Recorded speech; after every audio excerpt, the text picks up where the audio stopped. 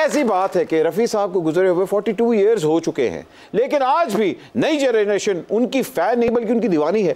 ये क्या मामला है? सर देखें कि वो एक लीजेंड लोग थे, बहुत बड़े फनकार थे।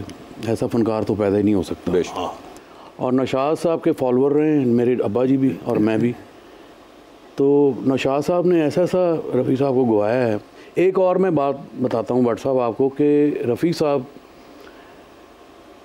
3 ऑक्टेव सिंगर थे। ये बहुत कम लोग जी, बेस, मिडल और हाई ऑक्टेव, बिल्कुल ये बड़े कम लोग होते हैं, बल्कि होते ही नहीं हैं।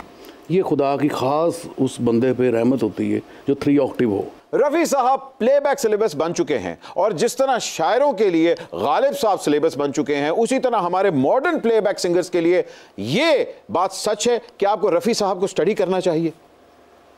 मेरा ख्याल कहते हैं कि जिस तरह अरशद साहब ने फरमाया कि उनके तीनों ऑक्टिव जो थे वो सेम थे, बिल्कुल वो बोलते थे, वो किसी के भी नहीं आज तक ऐसा हुआ। और क्योंकि मैंने जब मास्टर्स किया है तो मेरा तो थीसिस ही मोहम्मद रफ़ी साहब पे था। अच्छा।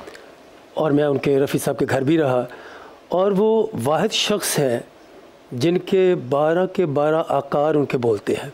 वाह वाह। सारा, आप तो म्यूजिक के अंदर डिग्री होल्डर भी हैं, तो आपकी म्यूजिक रिसर्च में आप रफ़ी साहब को कहाँ प्लेस करती हैं? आपने अगर कुछ सीखना है, आपने म्यूज़िक में बहुत कुछ जानना है, तो मेरे ख्याल से रफ़ी साहब की हिस्ट्री और रफ़ी साहब की गायकी वो काबिल कबूल है, और वो काफ़ी है हमारे लिए एक बहुत बड़ा अदारा है।